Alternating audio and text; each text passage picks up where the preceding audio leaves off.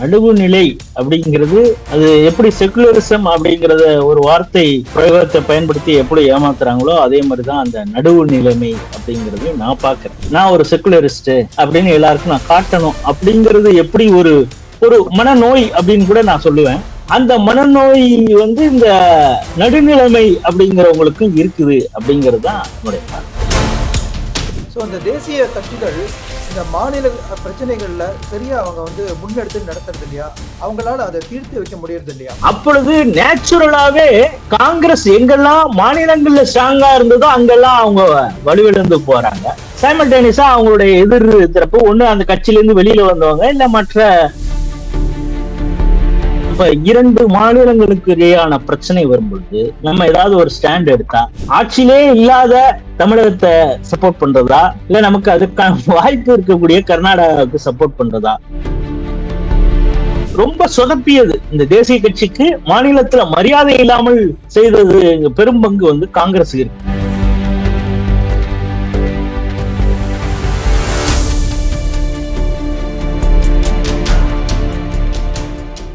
வணக்கம் சிவா 1440 நேயர்களே. இன்று ஒரு சிறப்பு அரசியல் உரையாடல். மிக மூத்த பத்திரிகையாளரும் தனக்கே உரிய பாணியில் நடப்பு அரசியலை நகைச்சுவையாக விமர்சிப்பதிலும் வல்லவரான திரு ராஜேஷ் ராவ் அவர்களை வரவேற்கிறேன். அவர் ஸ்ரீ டிவியில் செய்திகள் சிந்தனைகள் என்ற தொகுப்பில் அவர் பேசுவது மிகவும் கவர்ந்தவை. அவரை நம் சேனலுக்கு வரவேற்று அவருடன் அரசியல் உரையாடுவதில் மிக்க மகிழ்ச்சியும் பெருமையும் அடைகிறேன். வணக்கம் சார். வணக்கம் சிவா சார். சார் ரொம்ப சந்தோஷம் உங்களுடைய சேனல்ல பேசுறது. தேங்க்யூ, எங்களுக்கு ரொம்ப பெருமையா இருக்கு. சோ சார், அரசியலில் நடுநிலை பார்வை அப்படின்னு சிலர் சொல்றாங்களே, அப்படின்னா என்ன? அது உண்மையா? நடுநிலைங்கிறது உண்மையில சாத்தியமா? நடுவுநிலை அப்படிங்கிறது அது எப்படி செகுலரிசம் அப்படிங்கறத ஒரு வார்த்தை பிரயோகத்தை பயன்படுத்தி எப்படி ஏமாத்துறாங்களோ அதே மாதிரிதான் அந்த நடுவு நிலைமை அப்படிங்கறதையும் நான் பாக்குறேன். நான் புரிஞ்ச அளவுக்கு நடுவுநிலைமைன்னு எப்படி இருக்க முடியும் அப்படிங்கிறது தெரியல. எது சரியோ அதுதான் ஒரு நிலையாக இருக்கும். சரி தப்பு அப்படின்னு ரெண்டு இருக்கு. நான் சரிங்கிறத சொல்லிட்டா தப்புங்கிறவன் தப்பா எடுத்துப்பான் அப்படின்னு நினைச்சுக்கிட்டு நான் ரெண்டுக்கும் மையமாக ஒண்ணு சொல்றேன். இது இந்த திருவிழா காலங்கள்ல பட்டிமன்றம் நடக்கிற பொழுது சில பட்டிமன்ற நடுவர்கள் தீர்ப்பு சொல்றாங்கல்ல, அப்படியும் இருந்தது இப்படியும் இருந்தது அப்படின்னு. அது மாதிரிலாம் நம்ம சொல்ல முடியாது. எது சரியோ அந்த நிலைப்பாட்டை எடுப்பதுதான் சரியாக இருக்குமே தவிர, மேபி அதை வேணா நடுநிலை அப்படின்னு சொல்லலாம். ஏதாவது நான் சாதக பாதம் எதை பத்தி எல்லாத்தையும் யோசிச்சுட்டு எது சரியாக இருக்கிறதோ அதை நான் சொல்றேன் அப்படிங்கிறது, அதுதான் நடுநிலைமை அப்படிங்கறத நான் பாக்குறேனே தவிர, நான் சரி சொன்னா தப்பா இருக்கிறவன் தப்பா எடுத்துப்பான் அப்படிங்கிற ஒரு நிலைப்பாடு இருக்கக்கூடாது. எந்த ஒரு ஊடகவியலாளருக்கும் பத்திரிகையாளருக்கும் இருக்க முடியாது அப்படிங்கிறது.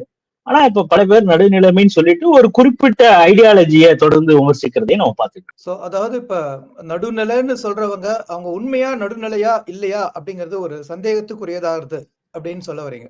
கண்டிப்பா கண்டிப்பா அப்படி இருக்க முடியாது அப்படிங்கறதுதான். ஏதோ ஒரு ஐடியாலஜிக்கல் இது அவங்களுக்கு பின்னால இருக்கும்.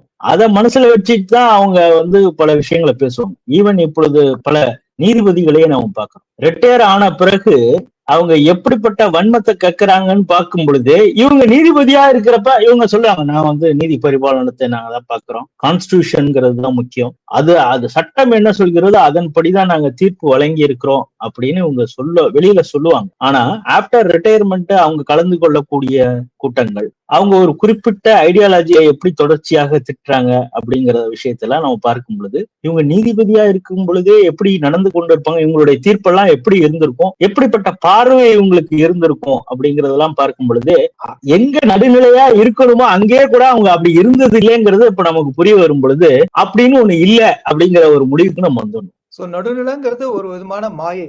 அது சில பேர் அந்த வார்த்தை பிரயோகத்தை யூஸ் பண்ணி மத்தவங்களை ஒரு ஓரத்தை தள்ளத்துக்கு யூஸ் பண்றாங்க அப்படின்னு வச்சுக்கலாமா? கண்டிப்பாக. அதான் நான் ஃபர்ஸ்ட் என்ன சொன்னேன் இல்லையா, செகுலரிசம்ங்கிறது அந்த வார்த்தையை பார்த்த உடனே பல பேருக்கு நம்மளும் செகுலரிஸ்ட் தான் அப்படின்னு அந்த பக்கத்துல எல்லாருக்கும் போகணும் அப்படிங்கிற ஒரு எண்ணம் வருது இல்ல. ஏன்னா நான் எல்லாரையும் ஏற்றுக்கொள்ளணும், என்ன நான் ஒரு செகுலரிஸ்ட் அப்படின்னு எல்லாருக்கும் நான் காட்டணும் அப்படிங்கிறது எப்படி ஒரு ஒரு மனநோய் அப்படின்னு கூட நான் சொல்லுவேன். அந்த மனநோய் இந்த நடுநிலைமை அப்படிங்கிறவங்களுக்கும் இருக்குது அப்படிங்கிறது தான் என்னுடைய பார்வை. என்னுடைய பார்வைங்கிறத விட என்னுடைய புரிதல். ஆமா, அதே புரிதல் பலருக்கும் இங்க இருக்கு. ஏன்னா சில பேர் குழப்பாயிடுறாங்க.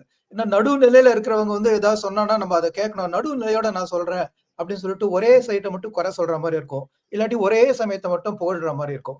அதுக்காக தான் அந்த கேள்வியை கேட்டேன்.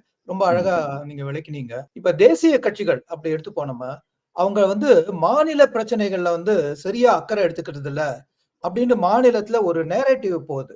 அந்த நேரேட்டிவ்னால என்ன ஆகுது, அது சரியா வந்து சரியான முறையில வந்து தேசிய கட்சிகள் எதிர்க்காததுனால, இவங்க எப்பயுமே இங்க வந்து மாநில கட்சிகளுக்கு ஒரு மாரி அவங்களுக்கு வந்து அடிபணிஞ்சு போறாங்க. இல்லாட்டி அவங்களுக்கு அடுத்த லெவல்லயே இவங்க ஃபைட் பண்ற மாரி ஒரு நிலைமை வருது. குறிப்பா தமிழ்நாட்டுல. நம்ம பார்க்குற நம்ம கண் முன்னாடி இருக்கிற தமிழ்நாட்டு அரசியல்ல. சோ அந்த தேசிய கட்சிகள் இந்த மாநில பிரச்சனைகள்ல சரியா அவங்க வந்து முன்னெடுத்து நடத்துறது இல்லையா? அவங்களால அத தீர்த்து வைக்க முடியறது இல்லையா? நீங்க என்ன நினைக்கிறீங்க? ஆக்சுவலி தேசிய கட்சிகளுக்குன்னு ஒரு சில பார்வை இருக்கும். ஒன்னு ரெண்டுல வித்தியாசம் இருக்குமே தவிர, இந்த தேசிய கட்சிகள் ஃபுட்ஹோல்டு ரொம்ப ஸ்ட்ராங்கா மற்ற மாநிலங்கள்லயும் இருக்கும். மேபி ஒண்ணு எதிர்க்கட்சியாக இருப்பாங்க, இல்லைன்னா ஆளுங்கட்சியாக இருப்பாங்க. ஃபார் எக்ஸாம்பிள் இப்ப எடுத்துப்போமே பிஜேபி ஒரு 18 மாநிலங்கள்ல இருக்கு அப்படின்னு சொல்றாங்க. இதற்கு முன்பு சுதந்திரத்துக்கு அடுத்த உடனே பாத்தீங்கன்னா பெரும்பாலான மாநிலங்கள்ல காங்கிரஸ் தான் மாநிலத்திலயும் ஆட்சியில இருந்தது. மத்தியில அப்கோர்ஸ் அவங்கதான் எவ்வளவு டிக்கெட் இருந்தாங்கன்னு நம்ம பார்த்தாலே நமக்கு தெரியும். ஒரு சில காலகட்டங்கள் தான் நான் காங்கிரஸ் இருந்திருக்காங்க, அதுவும் அல்பாயுஸ் தான் இருந்திருக்கு. காங்கிரஸ் இல்லாத ஆட்சி ஒரு ஃபுல் டேர்ம் அப்படின்னு சொன்னா வாஜ்பாய் அது ஒரு கூட்டணி அரசாங்கம் இருந்தது அப்படிங்கறத சொல்லலாம். அதற்கு ரொம்ப பல வருஷங்களுக்கு பிறகு இப்ப கண்டினியூஸா இருக்கிறது பாஜக அப்படிங்கறத நம்ம பார்க்கிறோம். சோ அந்த நேரத்துல இந்த ஒரு கேள்வி எல்லாம் எழல. மாநில கட்சி, மத்திய கட்சி அப்படின்னு தேசிய கட்சி அப்படிங்கிற ஒரு சிக்கல் வரல. காரணம் எல்லா இடத்துலயும் காங்கிரஸ் இருந்தது. இது எப்ப ஆரம்பிச்சது அப்படிங்கிறப்ப நம்ம குறிப்பாக சவுத் இந்தியால இருந்து என்.டி. ராமராவ் ஒரு கட்சி தனியா ஆரம்பிச்சது, அப்புறம் ஜனதான்னு ஒண்ணு புரிஞ்சது. எஸ்பெஷலி இந்த ஆப்டர் இந்த எமர்ஜென்சிக்கு பிறகு, ஏன்னா அந்த எமர்ஜென்சில தான் வந்து பழைய பல மாநிலங்கள்ல அங்கங்க ஒரு ஸ்ட்ராங் லீடர்ஸ் காங்கிரஸ் இருக்கும். காங்கிரஸ்க்குள்ளார அவங்களுக்கு ஒரு பிரச்சனை வருது. ஒரு இடத்துல ஒரு ஸ்ட்ராங் லீடர்ஸ் மாநிலத்துல உருவானா நம்முடைய அதாவது தேசிய தலைமைக்கு எப்ப பிரச்சனை வருதுன்னா மாநில தலைமை ஸ்ட்ராங்கா இருக்கும் பொழுது. இது இல்லாம இருக்கிறதுக்கு என்ன செய்யலாம் அப்படிங்கிறப்ப காங்கிரஸ் சில விஷயங்கள்லாம் பண்ணுது. அப்பொழுது நேச்சுரலாவே காங்கிரஸ் எங்கெல்லாம் மாநிலங்கள்ல ஸ்ட்ராங்கா இருந்ததோ அங்கெல்லாம் அவங்க வலுவிழந்து போறாங்க. சைமல்டேனியஸா அவங்களுடைய எதிர் தரப்பு ஒண்ணு அந்த கட்சியில இருந்து வெளியில வந்தவங்க, இல்ல மற்ற சித்தாந்தம் மத்த ஒரு கட்சி வந்து வலுப்பெறுகிறது அப்படிங்கிறத பார்க்கணும். இப்ப 67லதான் இங்கே திமுக வருகிறது. அதற்கு முன்பு ஃபுல்லா காங்கிரஸ் தான் இருந்தது. காங்கிரஸ் தமிழகத்திற்கு பல விஷயங்கள் நல்ல விஷயங்களே கூட பண்ணியிருந்தாங்க. ஆனாலும் திமுக அடுத்தடுத்து செய்த பிரச்சாரம், அவங்க வந்து காங்கிரஸ் வந்து அவங்க ஒரு பெரிய கட்சி, ஒரு ஜமீன்தார் கட்சி அப்படின்லாம் சொல்லி இது பண்ண பிறகு திமுக இங்க எஸ்டாப்ளிஷ் ஆகுது. திமுக அன்றிலிருந்து இருந்து இன்றைய வரைக்கும் கூட்டணியில தான் ஓடிட்டு இருக்குங்கிறதே நம்ம புரிஞ்சுக்கணும். அப்ப சுதந்திரா கட்சியோட சேர்ந்து கூட்டணி வச்சாங்க, இப்போது வரைக்கும் அவங்க இருக்கிறாங்க. ஆனாலும் என்ன சொல்றாங்கன்னா மத்தியில கூட்டாட்சி, மாநிலத்துல சுயாட்சி அப்படின்னா, சுயாட்சி அவங்க மட்டும் ஆட்சியில இருக்கிறாங்க, ஆனா தேர்தலை வந்து கூட்டணியோட தான் சந்திக்கிறாங்க அப்படிங்கிறது தான் நிதர்சனமான உண்மை. பல நேரங்கள்ல தேசிய கட்சி அப்படிங்கிறது ஒரு கால்குலேட்டிவா விஷயம் பண்ணுது. என்னன்னா இப்ப 2 மாநிலங்களுக்கு இடையான பிரச்சனை வரும் பொழுது நம்ம ஏதாவது ஒரு ஸ்டாண்ட் எடுத்தா, இப்ப ஃபார் எக்ஸாம்பிள் இப்படி எடுத்துப்போமே, இப்போ வரைக்கும் தமிழகத்துல பாஜக பெரிய அளவுல ஒரு எதிர்கட்சி அளவுக்கு கூட இங்க ஒன்னும் வரல அப்படிங்கிறது. இப்ப 4 எம்எல்ஏ இருக்காங்க, இதற்கு முன்பு அது கூட இல்லாம இருந்தாங்க அப்படிங்கிறது. ஆனால் ஆட்சி வரக்கூடிய திறமை, வலிமை இருக்கக்கூடிய மாநிலம் வந்து கர்நாடகா. இந்த தடவை காங்கிரஸ் இருக்காங்க, மேபி அடுத்த தடவை கூட பிஜேபியால வர முடியும் அப்படிங்கிற. ஃபார் எக்ஸாம்பிள் காவிரி இஷ்யூ வருதுன்னு வச்சுங்க, ஆட்சியிலே இல்லாத தமிழகத்தை சப்போர்ட் பண்றதா, இல்ல நமக்கு அதுக்கான வாய்ப்பு இருக்கக்கூடிய கர்நாடகாவுக்கு சப்போர்ட் பண்றதா அப்படிங்கிற இஷ்யூ வருது. இது பல நேரங்கள காங்கிரஸ் இப்படி செயல்பட்டு. ஆனாலும் இப்போது இருக்கக்கூடிய பாஜக வந்து எது சரிங்கிற பக்கம் தான் அவங்க நிற்கிறாங்க அப்படிங்கறதையும் நாம் கூர்ந்து கவனிக்கணும். இங்க காவிரி மேலாண்மை போர்டு அமைச்சது, மேகதாது கட்டணும்னு ஒண்ணு சொல்ல போனா 17-18 எம்பி நமக்கு அங்க இருக்காங்க. இங்க நமக்கு ஒரு எம்பி கூட இல்ல, தேர்ந்தெடுக்கப்பட்ட லோக்சபா எம்பி யாரும் இல்ல. அப்படி இருந்தா கூட மோடி அரசாங்கம் மேகதாது அணை கட்டிக்கணீனே அப்படின்னு சொல்லல. ஆகவே தேசிய கட்சியாக இருந்தாலும் இன்னொரு மாநிலத்துல அவங்களால வலிமையாக இருக்கக்கூடிய வாய்ப்பு இருந்தால் கூட சில நேரங்களில் சரியாகவே கட்சி செயல்படுகிறது அப்படிங்கிறதை நம்ம கூர்ந்து கவனிக்கும் பொழுது எல்லா நேரத்திலும் தேசிய கட்சிகள் மாநில அரசுடைய இதை எடுத்துக்காம இல்ல அப்படிங்கிறதையும் நம்ம புரிஞ்சுக்கணும். குறிப்பாக மோடி ஏன்னா இப்ப மோடி வந்து ஒரு மாநிலத்திலிருந்து ஒரு 12 வருடங்கள் அங்க ஒரு சிஎம் ஆயிருந்துட்டு தான் இப்ப பிஎம் ஆயிருக்காரு. ஆமா. சோ அங்கிருந்த மாநிலத்துக்கான பிரச்சனை என்ன, அந்த மக்களுடைய தேவை என்ன இருக்கிறது, இதெல்லாம் புரிந்து கொண்டவர் தான் இருக்கிறார். அதனால தேசிய கட்சிகளுக்கு மாநில கட்சிகளுடைய அந்த இருக்கக்கூடிய இம்பார்ட்டன்ஸ் தெரியாம இல்ல. ஆனா இது ரொம்ப சொதப்பியது. இந்த தேசிய கட்சிக்கு மாநிலத்துல மரியாதை இல்லாமல் செய்தது பெரும் பங்கு வந்து காங்கிரஸ் இருக்கு. காரணம் என்னன்னா, நான் திரும்ப அதான் சொல்றேன், அது ஒரு ஐடென்டிட்டி கிரைசிஸ். இந்திரா காந்திக்கு ஒரு போட்டியாக மாநிலத்துல யாராவது ஸ்ட்ராங்கா இருக்கக்கூடிய ஒரு தலைவர் மேல வந்துட்டா அந்த குடும்பத்துக்கு பிரச்சனை ஆகிடுமோ. இப்பயே நம்ம பாக்குறோம், ஒரு டோக்கனிசத்துக்காக கார்கேவை தலைவரா வச்சிருக்கிறாங்க. அந்த கார்கேவை எப்படி ராகுல் காந்தி ட்ரீட் பண்றாரு அப்படிங்கிற பார்க்கும் பொழுது இவங்க மற்ற மாநிலத்தில் இருக்கக்கூடிய தலைவர்களை காங்கிரஸ் எப்படி பாக்குறது? சசி தரூர் அவங்க எப்படி வந்து எதிர்கொள்றாங்க? அதுதான் சொல்லுங்க. சசி தரூர் ஒரு திறமையாளராக இருக்கும் பொழுது அவரை எப்படி ட்ரீட் பண்றாங்கிறதையும் நம்ம பாக்குறோம். இன்னும் சொல்ல போனா ஆர்பிஐ கவர்னரா ஒரு அட்மினிஸ்ட்ரேட்டிவ் தெரிஞ்சவர். அந்த மன்மோகன் சிங்கையே எப்படி இவங்க பப்பட்டாக மாத்தினாங்க. அதாவது இந்தியாவுடைய பொருளாதார வீழ்ச்சியிலிருந்து காப்பாற்றியவர் மன்மோகன் சிங் அப்படிங்கிறதுல யாருக்குமே மாற்று கருத்து கிடையாது. நிறைய நரசிம்மராவ் அவர்கள் பிரதமராக இருக்கும் பொழுது பொருளாதாரம் மிக இதா இருந்த பொழுது சந்திரசேகர் பீரியடை விட்டுட்டு போகும் பொழுது அதை மீட்டு உருவாக்கம் செய்தது. குளோபலைசேஷன் ஒரு விஷயத்தை கான்செப்டை உள்வாங்கி கொண்டு எப்படிப்பட்ட வளர்ச்சியை இந்தியா கொண்டு செல்ல வேண்டும்ங்கிற ஒரு பாதை அமைத்தவர்ல முக்கிய பங்கு மன்மோகன் சிங் உண்டு. அதனாலதான் மோடி அவர்கள் வந்து மன்மோகன் சிங்கு கொடுக்க வேண்டிய மரியாதையை அவர் கொடுத்துட்டு இருந்தார் அப்படிங்கிறத பாக்குறோம். ஆனாலும் அப்படிப்பட்ட மன்மோகன் சிங்கையே இவங்க எப்படி பப்பட்டாக பயன்படுத்துறாங்க. மன்மோகன் சிங்கே அந்த கதை என்ன, கார்கே எல்லாம் எப்படிப்பட்ட, கார்கேக்கு பின்னால இருக்கக்கூடிய ஜாதியின் மீது ஒரு பயம் இருக்கிறதுனாலதான் ராகுல் குடும்பம் கொஞ்சம் அவரை ஒரு மாதிரி பாக்குறாங்களே தவிர அதர்வைஸ் அவங்க யாரையும் மதிக்க மாட்டாங்க அப்படிங்கிறதுதான். மாநிலத்துடைய பிரச்சனைகளை காங்கிரஸ் எப்படி பாக்குறதுங்கிறதை தாண்டி மாநில தலைவர்களையே தங்கள் குடும்பத்தில் இல்லாத ஒருவரையே எப்படி ட்ரீட் பண்றாங்கன்னு பார்க்கும் பொழுதே இந்த தேசிய கட்சிகளோட பார்வை எப்படி வேறுபடுகிறது. இன் சென்ஸ் காங்கிரஸ் வெர்சஸ் பாஜக அப்படின்னு பார்க்கும் பொழுது ஒவ்வொரு மாநிலத்திலையும் அவங்க எப்படி பாக்குறாங்க. இப்போ உங்களுக்கு ஃபார் எக்ஸாம்பிள் சொல்ல முடியும், அண்ணாமலையை எப்படி தூக்கி வச்சு கொண்டாடுது மத்தியில இருக்கக்கூடிய பாஜக அப்படிங்கிறத பார்க்கலாம். இப்ப சில ஸ்ட்ராட்டஜிக்கலாக சில விஷயங்கள் பண்றாங்கிறத தாண்டி அவருக்கு எப்படிப்பட்ட இம்பார்ட்டன்ஸை மோடி கொடுத்தார், அமித்ஷா கொடுத்தார் அப்படிங்கிறத பார்க்கும் பொழுது எல்லா மாநிலத்திலே அங்க இருக்கக்கூடிய ஸ்ட்ராங் லீடர்ஸ். ஃபார் எக்ஸாம்பிள் உத்தரப்பிரதேசல யோகி, அவர் அப்படியே குரூம் பண்ணா, நீ அடுத்த இதுக்கு வா அப்படின்னு சொல்லி அவருக்கு எப்படிப்பட்ட ஒரு ஆதரவை கொடுக்கறாங்க அப்படின்னு. அஸ்ஸாம்ல ஹிமந்த பிஸ்வாசா, மகாராஷ்டிரால தேவேந்திர பட்னாவிஸ். அதாவது மத்தியில ஆட்சி இருக்குது, அது ரைட்டு. ஆனா மாநிலத்திலும் பாஜக காலுண்டு ரொம்ப ஸ்டேபிளா இருக்கணும் அப்படிங்கிறதுக்காக அவங்க அதுக்கான இம்பார்ட்டன்ஸ் கொடுக்குறாங்க. சோ அந்த மாநிலத்துக்கு இம்பார்ட்டன்ஸ் கொடுக்கல அப்படிங்கிறத நீங்க காங்கிரஸை பார்வையில இருந்து பார்க்கணும், பாஜகவுடைய பார்வையில இருந்து பார்க்கணுங்கிறது என்னுடைய பார்வை. சோ இப்ப நீங்க அடுத்த கேள்விக்கு இதை நான் வந்து கொண்டு போக விரும்புறேன். சோ இவ்வளவு தூரம் மாநிலத்துல அவங்க ஸ்ட்ராட்டஜிக்கா ஒரு இம்பார்ட்டன்ஸ், தலைவருக்கு இம்பார்ட்டன்ஸ் கொடுக்கணும் அப்படின்னு நினைக்கிறாங்க, அதை நான் ஒத்துக்கிறேன். சோ அதே முனைப்போட சட்டசபை தேர்தலை அவங்க சந்திக்கிறாங்களா? அவங்க எந்த காரணத்தினால வந்து சட்டசபை தேர்தல்ல ஒரு லீட் பொசிஷனை எடுக்கிறதுக்கு எப்பயுமே முன் வர மாட்டேங்கிறாங்க, ஒரு சில சமயம் முன் வராங்க. இல்ல, இப்ப நான் அதுதான் சொல்ல வரேன். இது மாநிலத்திற்கு மாநிலம் வேறுபடுகிறது அப்படிங்கிறத பாக்குறோம். உங்களுடைய பூத் லெவல்ல எந்த அளவுக்கு ஸ்ட்ராங்காக அந்தந்த மாநிலத்துல பாஜக இருக்கிறது அப்படிங்கிறது. ஒரு நேரத்துல நமக்கு வந்து நார்த் ஈஸ்ட்ங்கிறது காங்கிரஸே கூட என்ன பண்ணுவாங்க, அங்க போய் பெரிய அளவு பிரச்சாரம் பண்ண மாட்டாங்க. ஆனா அங்க வந்து மைனாரிட்டிஸ் அதிகமா இருக்காங்க. வெதர் இட்ஸ் அருணாச்சல் பிரதேஷ், திரிபுரா, மேகாலயா, சிக்கிம், அஸ்ஸாம், எல்லாம் அதுல நமக்கு தானா ஓட்டு போட்டுருவாங்க. நம்ம போய் அதுக்கு பெரிய இம்பார்ட்டன்ஸ் கொடுக்க, அதனாலதான் அங்க பெரிய அளவு டெவலப்மெண்ட் அவங்க பண்ணல, அதை பத்தியே கவலைப்படல.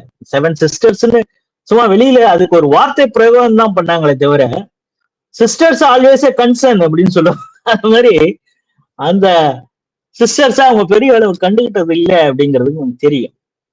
ஆனால் இப்ப அந்த சிஸ்டர்ஸ்ல அந்த 7 சிஸ்டர்ஸ்ல யாரு ஆட்சியில இருக்காங்க, ஓப்பே இல்லாத ஒரு இடத்துல பாஜக அங்க வருதுன்னா சில ஸ்ட்ராட்டஜிக்கல் ஆரம்பத்துல பண்றாங்க. பிறகு ஒரு முறை ஆட்சிக்கு வந்த பிறகு மீண்டும் அங்க திரும்ப வருவதற்கு பாஜக என்னென்ன முன்னெடுப்புகளை செய்கிறது, வளர்ச்சி திட்டங்களை எப்படி மக்கள்கிட்ட சேர்க்குது அப்படிங்கிறதுலாம். இப்ப நீங்க பாத்தீங்கன்னா அஸ்ஸாம் ஃபார் எக்ஸாம்பிள் எடுத்துக்கங்க. இப்பொழுது ஒரு ஸ்ட்ராங் சிஎம் இருக்கிறார்.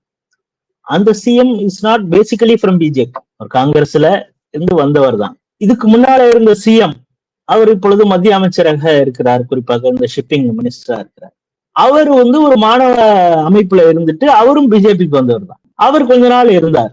இப்பொழுது அவரை விட ஒரு ஸ்ட்ராங்கான ஒரு டெசிஷன் எடுக்கக்கூடிய ஒரு ஆள். ஏன்னா அங்க இந்துக்களுடைய எண்ணிக்கை எப்படி இருக்கிறது, இன்ஃபில்ட்ரேஷன் எந்த அளவுக்கு இருக்குது, இதை ஹேண்டில் பண்ணக்கூடிய கெப்பாசிட்டி இருக்கக்கூடிய லீடரை நம்ம பில்ட் பண்ணணும். அப்படிங்கிறப்ப அந்த பொலிட்டிக்கல் அக்குமன் இருக்கக்கூடிய ஒருவரை நம்ம கொண்டு வரணும் அப்படின்னு அவங்க பண்ணி ஹிமந்தா பிஸ்வாசாவை ப்ரமோட் பண்ணாங்க. மகாராஷ்டிரால அவங்களுக்கு சில தோல்விகள்லாம் வந்தது, கூட்டணியிலேயே பல பிரச்சனைகள் வந்தது. ஆனாலும் பாஜகவுடைய தலைவர் தேவேந்திர பட்னவிஸ்க்கு ஒரு பொலிட்டிக்கல் ஸ்ட்ராட்டஜிஸ்ட் அவரே. அவர் எப்படி, ஏன்னா மிக சிறிய வயதிலேயே மேயர் ஆனவர், அவருக்கு அந்த அரசியல் பாலப்பாடம்ங்கிறது உண்மையிலே பாலப்பாடம் பயின்று வந்தவர். சின்ன வயசுல எம்எல்ஏ ஆயிட்டாரு, எல்லாம் ஆயிட்டாரு. சோ அவர் அதற்கான காலத்திற்காக வெயிட் பண்ணார். நமக்கு ஒரு நேரம் வரும், இப்ப கூட்டணி சொல்றாங்க, திடீர்னு ஜெயிச்ச உடனே ஷிண்டே தான் சிஎம், நீ தான் டெப்டி சிஎம்ங்கிறாங்க. டெப்டி சிஎம் கூட எனக்கு வேண்டானார். இல்ல நீ டெப்டி சிஎம். ஏன்னா நாளைக்கு ஷிண்டேக்கு அந்த ஒரு தயக்கம், ஐயோ நாளைக்கு கவுத்துருவாங்களோங்கிற ஒரு எண்ணம் கூட நமக்கு வரக்கூடாது அப்படிங்கிறதுக்காக நீ தான் டெப்டி சிஎம்மா இருக்கணுங்கிறான். மேல தலைமை சொன்ன உடனே ஒத்துக்கிட்டு அவரும் இருந்தார் அப்படிங்கிறத நம்ம பார்க்கலாம். இப்பொழுது அவர் சிஎம் ஆயிட்டார்.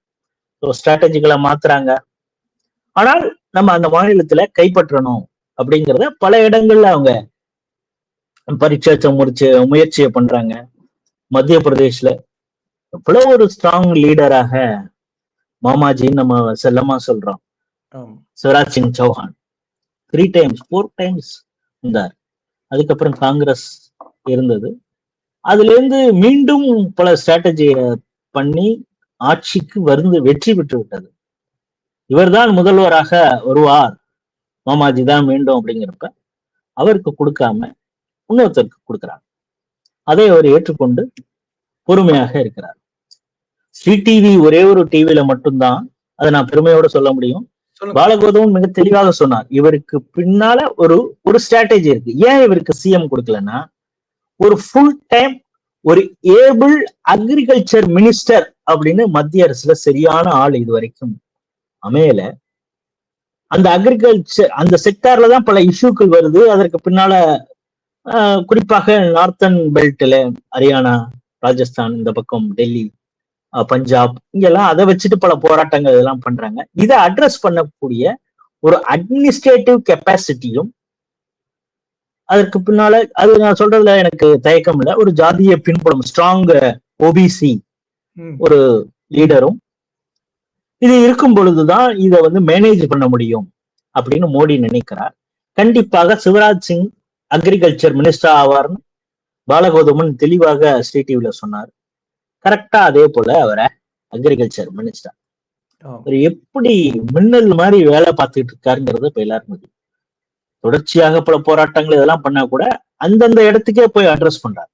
பஞ்சாப்ல பெரிய அளவு பிரச்சனை பண்ணாங்க, அந்த ஊருக்கே இப்ப பிளட் வந்தப்ப அங்கெல்லாம் போய் களத்திலேயே போய் நின்னார். இப்ப பாத்தீங்கன்னா தமிழ்நாடுக்கு வந்திருக்காரு. இப்ப பிளட் இங்க வந்திருக்குது, கிருஷ்ணகிரியில ஒரு கிருஷி ஏதோ ஒரு ப்ரோக்ராமுக்கு இது பண்ணிட்டு ஒரு பக்கம் பிஜேபியோடைய இவங்க அனுப்பிச்சிருக்காங்க, இந்த ஈரப்பதத்தை வந்து நீங்க அசர்டைன் பண்றதுக்காக மினிஸ்ட்ரியில இருந்து அனுப்பிச்சிருக்காங்க.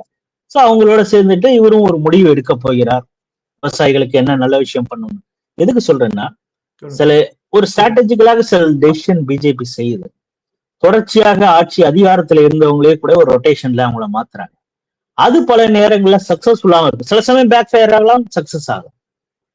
பாத்தீங்கன்னா கர்நாடகால எடியூரப்பா வந்து பிஜேபியை விட்டே வெளியில போனார், திரும்பவும் பிஜேபி உள்ள வந்தார். அதனால வந்து ஒரு ஆட்சி அமைக்கக்கூடிய வேலை இப்ப எதிர்கட்சியா இருக்கும், அடுத்த தடவை மீண்டும் ஆட்சிக்கு வரதுக்கான வாய்ப்பும் இருக்கிறது. அதனால மாநிலத்திற்கு மாநில பல ஸ்ட்ராட்டஜி பண்ணது. இப்ப பாத்தீங்கன்னா அண்ணாமலை இங்க மாநில தலைவராக இருக்கும் பொழுது அதிகமாக பேசு பொருளாக பாஜக தான் இருந்தது. பட் கூட்டணி அப்படிங்கிறப்ப சில ஸ்ட்ராட்டஜிகளை மேல இருக்கிறவங்க யோசிக்கிறாங்க, அது சக்சஸ் ஆக போகுதா ஃபெயிலியர் ஆக போகுதா அப்படிங்கிறத 2026 தான் அதற்கான ரிசல்ட் தெரியும். இவங்க எடுக்கிற ஸ்ட்ராட்டஜி சரியா தப்பா அப்படிங்கிறது. சரி தப்பு நடந்துருச்சு அப்படின்னா அந்த தப்புல இருந்து எப்படி பாடம் கற்க வேண்டும் அப்படிங்கிறதும் பாஜகவுக்கு தெரியும். ஏன்னா அங்க இருக்கக்கூடியவங்க ஆஹ், ராஜ்யசபாவுக்கு வந்துட்டு அங்கேருந்து பிஎம் ஆக ஆனவங்களாம் இல்லை. அவர் வந்து ஒர்க் பண்ணியிருக்காரு, கிரவுண்ட் லெவல்ல ஒர்க் பண்ணவர் மோடி, ஆ. கிரவுண்ட்ல இருந்தவர் அமித்ஷா. இதே ஒவ்வொரு மாநிலத்துக்கும் எப்படி இருக்கும், அந்த மாநிலத்தை எப்படி ஸ்ட்ராட்டஜி, எப்படி மாடியூல் ரெடி பண்ணணும் அப்படிங்கறதெல்லாம் உங்களுக்கு தெரியும். பார்ப்போம். அந்த தமிழகத்திலையும் நீங்க அதை மீன் பண்ணி தான் சொல்றீங்க, நல்லா புரியுது. தமிழகத்திலும் அந்த சக்சஸ்ஃபுல் ஃபார்முலா ஏதாவது ஒண்ணு அரைவ் பண்ணுவாங்க அப்படின்னு நம்புறேன். சரி. இப்ப நம்ம நடப்பு விஷயத்துக்கு வருவோம். இப்ப மழை ரொம்ப பிஸியா, ரொம்ப பலமா பெய்ய ஆரம்பிச்சிருச்சு. இந்த மழைக்கால பிரச்சனைய வந்து நம்ம தமிழக அரசு எப்படி சமாளிக்குது? இப்ப நெல்லுல மொளைக்க ஆரம்பிச்சிருச்சு. மூட்டையிலேயே வருது.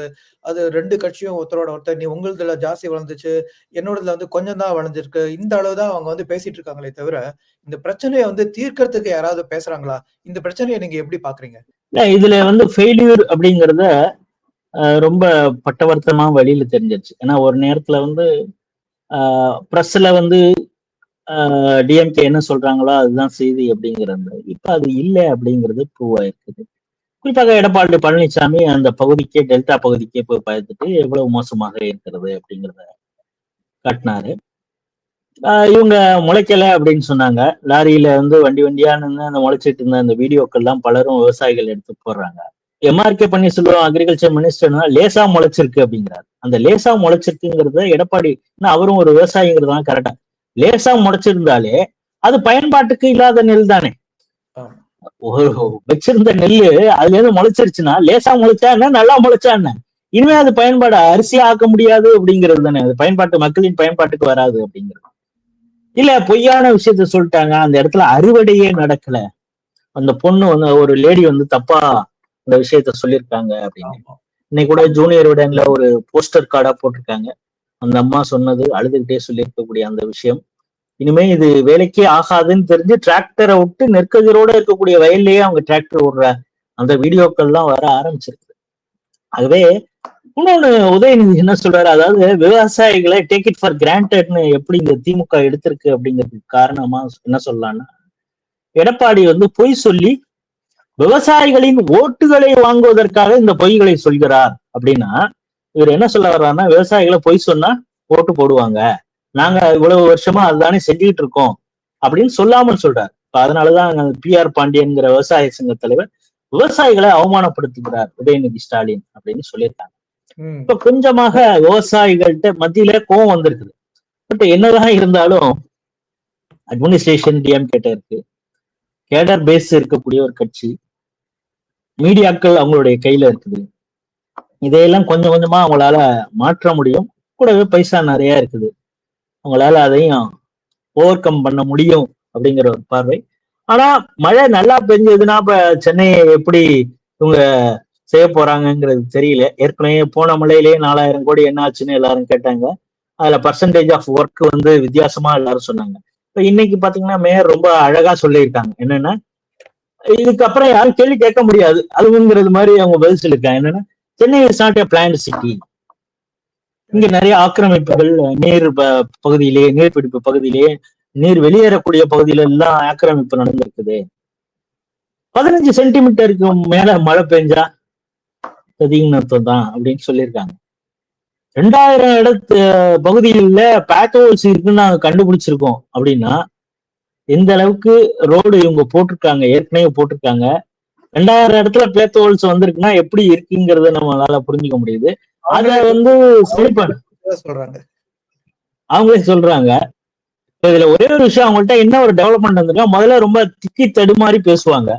ஆரம்பத்துல ஸ்ரீ டிவில நான் பேசுறது மாதிரி இப்ப வந்து கொஞ்சம் சரளமா பேசுறாங்க அப்படிங்கறத வேணா எடுத்துக்கலாம் தவிர வேற எந்த டெவலப்மெண்ட் ஒர்க்கும் ஒழுங்காக நடக்கல. பாத்தீங்கன்னா நேத்து வாக்கிங் போறப்ப அந்த அடையாறு ரிவர்ஸ் போகக்கூடிய அந்த முகத்வாரத்தை ஆழப்படுத்தணும் அப்படின்னு, அப்புறம் கண்ட்ரோல் ரூம்ல கொஞ்ச நேரம் வீடியோ ஷூட் நடக்குது. அப்புறம் ஒரு டிஷர்ட் போட்டுட்டு வெளியில நைட்டு மேல வந்து சுமார் 2-3 இடத்த போய் உதயநிதி பாக்குறாரு. அதுக்கப்புறம் ஆகாய தாமரை இதெல்லாம் எங்க ஏரியில எல்லாம் இருக்குதோ அதெல்லாம் தூர்வாடுறோம். இதெல்லாம் எப்போ பண்ணிருக்கணும், மழை வர போறதுக்கு முன்னால பண்ணிருக்கணும். அதெல்லாம் இப்ப பண்றாங்க அப்படிங்கிறப்பயே இத இந்த மிட்டிகேஷன் ஒர்க் எந்த அளவுக்கு இவங்க சீரியஸா எடுத்துக்கிட்டு இருக்காங்க அப்படின்னு. இன்னும் ஒரு முக்கியமான விஷயத்த நம்ம கவனிக்கணும். இந்த பேரிடர் மேலாண்மை அதுக்குன்னு ஒரு அமைச்சரையே கூட நியமிச்சிருக்காங்க. அவர் சீனியர் மோஸ்ட் அமைச்சர் KKSSR ராமச்சந்திரன் அப்படின்னு சொல்லிட்டு. இந்த கவர்மெண்ட் நடத்தக்கூடிய எந்த மீட்டிங்லயும் அவர் இல்லை. நீங்க எங்கேயாவது பாத்தீங்களான்னு எனக்கு தெரியல. நிறைய ஆய்வு பணி அப்படிங்கிறாங்க. ஒரு கண்ட்ரோல் ரூம் இருக்கு, IAS ஆபீசரோட டிஸ்கஷன், அப்படியே போட்டோ ஷூட் அதெல்லாம் நடக்குது. ஒண்ணு முதல்வர் அவர் டிஷர்ட் போட்டு ஒரு கேஷுவல் ட்ரெஸ்ல அவர் உட்காந்துருக்காரு, இல்லாட்டினா துணை முதல்வர் உட்காந்துருக்காரு. அந்த டிபார்ட்மெண்ட்டுக்கான மினிஸ்டர் இருக்கிறாரா, அவரு யார்கிட்டயாவது இது சம்பந்தமா டிஸ்கஷன் பண்ணிருக்கிறாரா அப்படிங்கிறது நமக்கு தெரியல. அப்படிங்கிறதுக்கு எதுக்கு அவர் மினிஸ்டர்? இன்னொன்னு, உதயநிதிக்கு தெரிஞ்ச அளவுக்கு கூட அவருக்கு தெரியாதா? அப்படி தெரியாதவரை எதுக்கு அந்த அமைச்சரா போட்டிருக்கீங்க அப்படிங்கிற பல கேள்விகள் இருக்கு. இதெல்லாம் நம்ம பேசுறோம், இதெல்லாம் மெயின் ஸ்ட்ரீம் மீடியா பேசாது அப்படிங்கிறதும் நம்ம சேர்த்தே பார்க்கணும். ஆமா, மெயின் ஸ்ட்ரீம் மீடியா பேச தவறத நம்ம பேசுறதுக்காக தான் ஒரு குறிக்கோளோட தான் இந்த யூடியூப் சேனல்ஸ் எல்லாம் இப்ப இருக்கு. அது ஒரு விதத்துல நல்லது. சோ கடைசியா உங்கள்ட்ட ஒரு கேள்வி கேட்க விரும்புறேன். இத்தனைக்கும் மீறி நாளைக்கு திமுகவுக்கு வெற்றி வாய்ப்பு அதிகம்னு மக்கள் பேசுறாங்க. பல ஊடகவியலாளர்களும் பேசுறாங்க. அவங்களும் சொல்றாங்க, முன்னாடியே சொல்லியிருக்காங்க, 90% திமுகவுக்கு கட்சி இந்துக்கள் தான் ஓட்டு போடுறாங்க, இந்துக்கள் தான் இருக்காங்க. அது எவ்வளவு தூரம் உண்மை? இந்துக்கள் ஓட்டு போட்டான்னா அப்ப எதுக்கு திமுக இந்து விரோத கட்சின்னு நம்ம சொல்லணும்? நீங்க என்ன நினைக்கிறீங்க? அதுதான் புரியாத புதிர். அதாவது இந்துக்கள் ஒரு முடிவெடுத்து விட்டு எப்பொழுதுமே ஓட்டு போடுறது. ஒரு பாத்தீங்கன்னா, ஒரு எலெக்ஷன் நடக்குது, யாருக்கு ஓட்டு போடுறது அப்படிங்கிறத இப்ப கிறிஸ்துவர்கள்னா சர்ச்சில் முடிவு பண்ணுவாங்க. நீங்க அவங்களுக்கு இண்டிவிஜுவலாக ஒரு டெசிஷன் கூட இருக்கும். ஏன்னா இதை நான் ரொம்ப அருகில் இருந்து பார்த்ததுனால சொல்றேன். நீங்க கன்னியாகுமரியில போய் பாத்தீங்கன்னா எந்தெந்த இதெல்லாம் ஒரு டெவலப்மெண்ட் அப்படின்னு நீங்க ஒரு இயர் மார்க் சொன்னீங்கன்னா, பாலம் இருக்குதே, இது யார் கட்டினது அப்படின்னு போய் பாத்தீங்கன்னா, அங்க அமைச்சராக இருந்த பொன் ராதாகிருஷ்ணன் அப்படின்னு சொல்லுவாங்க. எல்லா கிராமத்துக்கு உள்பட, நான் சொல்றது கிராமத்துக்கு உள்பட ரோடு நல்லா இருக்குதே, நிறைய இடத்துல ரோடு இருக்குதே அப்படின்னா அதற்கு யாரு காரணம்னா பொன் ராதாகிருஷ்ணன். அதாவது கன்னியாகுமரியில நீங்க என்னென்ன இன்ஃப்ராஸ்ட்ரக்சரல் டெவலப்மெண்ட் அப்படின்னு எதெல்லாம் நீங்க பாக்குறீங்களோ இதையெல்லாம் பொன் ராதாகிருஷ்ணன் அவர்கள் கொண்டு வந்ததுதான். இதையெல்லாம் அந்த மக்கள் என்ஜாய் பண்றாங்க. ஆனா ஓட்டு அப்படின்னு போடும் பொழுது ஒரு சில இண்டிவிஜுவல் கிறிஸ்டியன் கூட நினைப்பாங்க, இவர் வந்தாலாவது ஏதாவது பண்ணுவாரு அப்படின்னு நினைப்பாங்க. ஆனால் அந்த டெசிஷனை கூட நல்லிஃபை பண்ணிட்டு நாங்க சொல்ற ஆளுக்கு ஓட்டு போடுங்கன்னு ஒரு சர்ச் முடிவு பண்ணும். சர்ச் ஃபாதர் முடிவு பண்ணுவாரு. அங்க இருக்கக்கூடிய 2 டயோசிஸ் இருக்கு, அவங்க முடிவு பண்ணுவாங்க. இது போல கிறிஸ்துவர்கள் முடிவு பண்றாங்க. அதே மாதிரி ஜமாத் முடிவு பண்றது நம்ம பார்த்துட்டு இருக்கோம். இந்த ஜமாத்துகளை அடிப்படைவாத இஸ்லாமிய அமைப்புகள் கைப்பற்றி விட்டது. ஆகவே இந்த அடிப்படைவாத அமைப்புகள் அவங்க 10% 20% தாண்டி அவங்க என்ன டெசிஷன் பண்றாங்களோ அதை 80% சாதாரண முஸ்லிம்களும் ஃபாலோ பண்ணக்கூடிய அளவுக்கு அழுத்தத்தை அவங்க ஏற்படுத்துறாங்க. சோ அங்கேயும் கிளியர் கட் டெசிஷன்.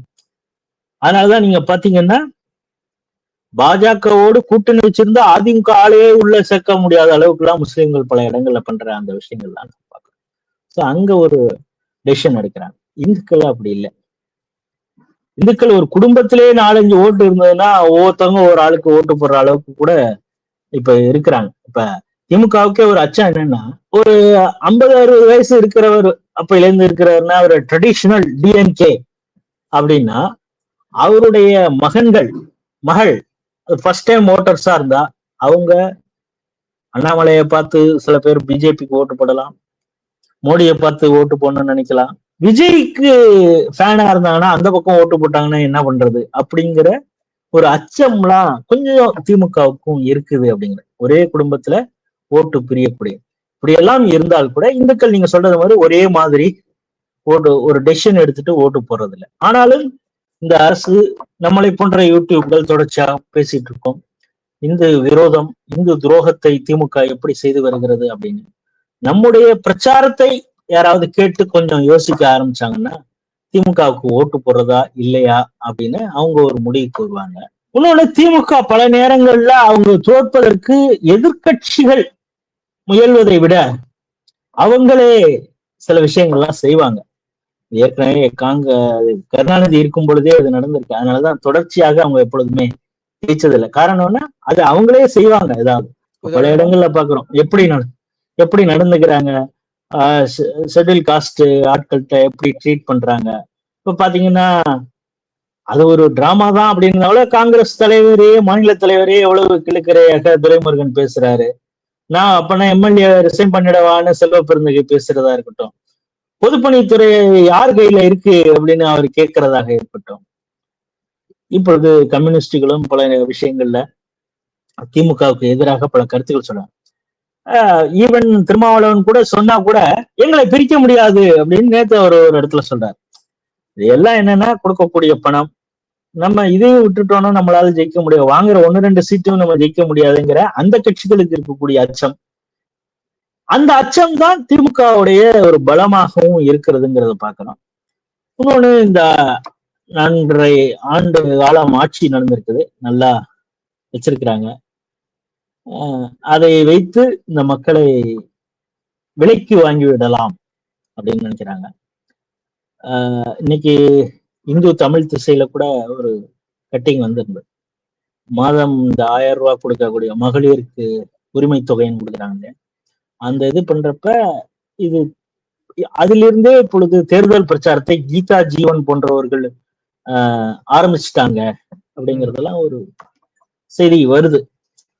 சோ அவங்க எந்த ஒரு திட்டம் பண்ணாலும் அது அந்த மக்களை மேம்படுத்துவது என்பதை தாண்டி அவங்களுக்கு பொலிட்டிக்கலா என்ன அவங்களுக்கு ரிட்டர்ன்ஸ் வரணும். ஏன்னா அவங்க இது வந்து ஒரு பிசினஸ் தான் பாக்குறாங்க. பிசினஸ்ல இருக்கிறவங்க நாங்க என்ன போடுறோமோ அதுக்கான ரிட்டர்ன்ஸ் வரணும். அது 10%-ஆ 15%-ஆ வரணுமா அப்படிங்கறத அந்தந்த நேரத்துல அவங்க முடிவு பண்றாங்க. சோ திமுகவும் அந்த இதை வந்து ஒரு பிசினஸா தான் பாக்குறாங்க. நீ இப்ப இன்னும் சொல்ல போனா அவங்க actually they are waiting for இந்த மழை வந்து மக்களுக்கு பெரிய பாதிப்பை ஏற்படுத்தணும் அப்படின்னு கூட ஒரு வேலை நினைப்பாங்களோன்னு எனக்கு தோணுது. காரணம், இப்ப நீங்க எலெக்ஷன் நேரத்துல பைசா கொடுத்தா ஒரு ஏதாவது ஒரு இது இருக்கும், யாராவது ஒரு கண்காணிப்பு இதெல்லாம் இருக்கும். இந்த மழை நேரத்துல நிவாரணம்னு சொல்லிட்டு அப்போதைக்கு இப்போதே கொடுத்து விடுகிறேன் அப்படின்னு சொல்லி ஏதாவது கொடுத்து பாருங்க, மழை வந்தது. அதனாலதாங்க திமுகங்கிறது அவங்க அப்படியே கிள்ளி கொடுக்க மாட்டாங்க. அதிமுக கிள்ளி கொடுக்கும், இவங்க அள்ளி கொடுப்பாங்க அப்படின்னு சொல்லி அந்த பேரை வாங்கறதுக்கு கூட தேர் வெயிட்டிங் அப்படிங்கிறது என்னுடைய பார்வை. இந்த வர்ண பகவான் அவங்களுக்கு உதவி செய்ய போகிறாரா? ஏன்னா நம்மளுமே கூட அந்த நேரத்தில் கூடிய 5000 ரூபாய் சந்தோஷத்தை கொடுக்குது. அடுத்த 5 வருஷம் என்ன ஆக போகுதுங்கிறத மக்களும் யோசிக்கிறது இல்லை அப்படிங்கிறதையும் சேர்த்து பார்த்தோம்னா மக்களுக்கு அந்த விழிப்புணர்வு வந்தா திமுக மீண்டும் வருவது சாத்தியம் இல்லைதான் அப்படிங்கிறது நம்முடைய பார்வையாக இருந்தாலும் அவங்களுடைய ஸ்ட்ராங் கேடர் பேஸ் அப்படிங்கிறது ஒரு அட்வான்டேஜ். அது இருக்கிறதுனால இன்னும் சொல்லப்போனா அவங்க டிசம்பர் ஜனவரியிலேயே கூட லீடர்ஸ் யார் சட்டசபை தொகுதியில யாரை நிறுத்துறது அப்படிங்கறத ஐடென்டிபிகேஷன் பண்ணிட்டாங்க. 70% முடிஞ்சிருச்சு. ஜனவரி மாசத்துல அவங்க மேபி அதை அனௌன்ஸ் கூட பண்ணி அப்பையிலேருந்தே வேலையை ஆரம்பிச்சிடறதுக்கு தயாராக இருக்கிறார்கள் அப்படின்னு சொல்றாங்க. எதிர்கட்சிகள் தயாராக இருக்கிறதா, அவங்களுக்குள்ளார ஒரு இணக்கமான சூழல் வந்து விட்டதா அப்படிங்கறத போக போகதான் தெரியும். தொடர்ந்து நம்ம அப்பப்ப நிகழ்ச்சியில பேசலாம். உங்களுடைய பொன்னான நேரத்தை எங்களோட பகிர்ந்து கருத்துக்களை பகிர்ந்து மிக்க நன்றி சார். மீண்டும் ஒரு முறை சந்திப்போம். நேயர்களே, எங்களுடன் இணைந்திருந்து இந்த உரையாடலில் பங்கேற்றதுக்கு மிக்க நன்றி. மீண்டும் ஒரு முறை சந்திப்போம். நன்றி, வணக்கம். நன்றி, வணக்கம். அனைவருக்கும் நன்றி.